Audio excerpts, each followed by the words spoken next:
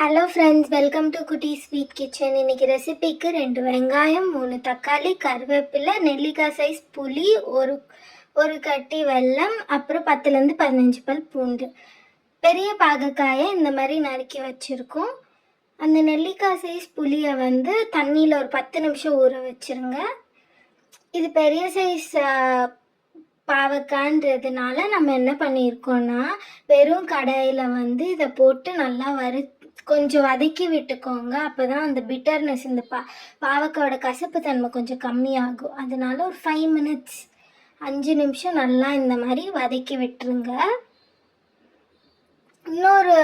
இப்போ நம்ம இன்னொரு பாத்திரத்தில், அதாவது குக்கரில் நான் இப்போ 1.5லேருந்து 2 குழிக்கரண்டி எண்ணெய் ஊற்றிக்கிறேன். எண்ணெய் நல்லா காஞ்சிட்ட பிறகு கடுகு போட்டுக்கலாம்.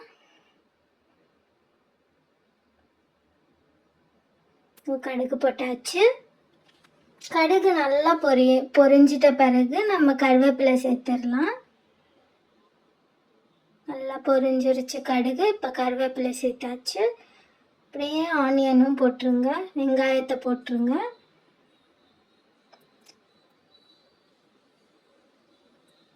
பூண்டை உரித்து வச்சுருந்தோம்ல, அதையும் ஆட் பண்ணிடலாம். இப்போ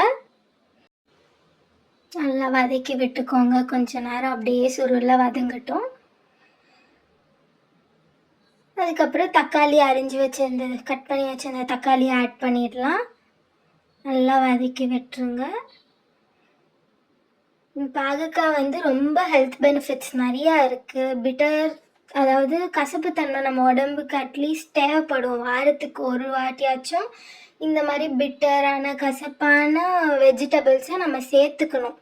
ஸோ பாகக்காய் நம்ம வதக்கி வச்சுருந்ததை இதில் ஆட் பண்ணிடலாம்.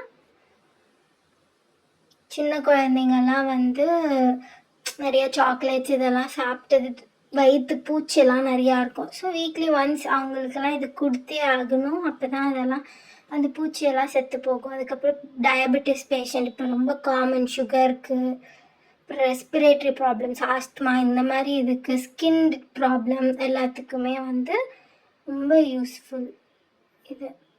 நம்ம உப்பு கொஞ்சம் போட்டிருக்கோம். 1.5 டீஸ்பூன் மிளகாய்த்தூள் இப்போ போட்டு நல்லா மிக்ஸ் பண்ணி விட்டுறலாம். ஸோ நம்ம கண்டிப்பாக பாகக்காயை வீக்லி ஒன்ஸ் இல்லைனா கூட அட்லீஸ்ட் மந்த்லி ட்வைஸ், த்ரைஸ், 2 வாட்டி இல்லை 3 வாட்டி மாதத்துக்கு கசப்பான ஏதாவது வெஜிடபிள்ஸ் நீங்கள் சேர்த்துக்கிறது நல்லது. 1 கப் தண்ணி நான் ஊற்றிக்கிறேன். இப்போ நல்லா கலந்து விட்டு குக்கர் மூடிட்டு 3 விசில் விடலாம். விசில் போட்டாச்சு. இப்போ 3 விசில் வேகட்டும். ஈஸியஸ்ட் ரெசிபி இது. ஒரு 5 கூட இல்லை, 10 மினிட்ஸ் எல்லாமே ப்ரிப்பேர்டாக நீங்கள் இன்க்ரீடியன்ட்ஸ் வச்சிட்டிங்கன்னா 10 மினிட்ஸில் செஞ்சிடலாம். பார்த்திங்களா, நல்லா வெந்துருச்சு. இது மாதிரி மிக்ஸ் பண்ணி விட்டுருங்க.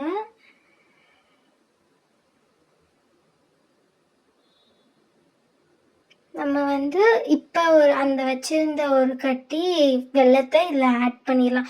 என்னதான் நம்ம வதக்கி அந்த பாகுக்கு ஆட் பண்ணாலும் அந்த கசப்பு இருக்கும் இல்லையா, அதனால தான் நம்ம வெல்லம் சேர்த்துடுறோம். சுத்தமாக தெரியாது கசப்பு. அந்த பிட்டர்னஸோட இந்த ஸ்வீட் இன்னும் சூப்பராக இருக்கும் சாப்பிடும் போது. புளியை கரைச்சி ஊற்றிடுங்க. புளி எப்பயும் லாஸ்ட்டில் தான் ஊற்றணும். நம்ம முன்னாடியே போடல, ஏன்னா மறுத்துடும் பாகக்காய். அதனால நம்ம லாஸ்ட்டில் தான் புளி போடணும். இப்போ நல்லா மிக்ஸ் பண்ணி விடுங்க. அந்த வெள்ளைக்கட்டி அது ஹீட்லேயே நல்லா சூட்லேயே அதுவே கரைஞ்சிரும். இந்த மாதிரி ஒரு 5லேருந்து 7 நிமிஷம் நல்லா குக் ஆகட்டும். அப்படியே விட்டுருங்க. அதுக்கப்புறம் 5லேருந்து 7 நிமிஷத்துக்கு அப்புறம் பாருங்கள், நல்லா குக் ஆயிடுச்சு.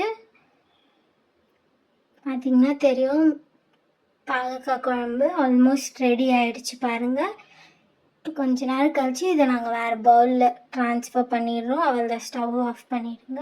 பார்த்திங்களா, சுட சுட பாகக்காய் குழம்பு ரெடி ஆயிடுச்சு. நீங்களும் உங்கள் வீட்டில் இதை பண்ணி பார்த்துட்டு உங்கள் ரிவ்யூஸை சொல்லுங்கள்.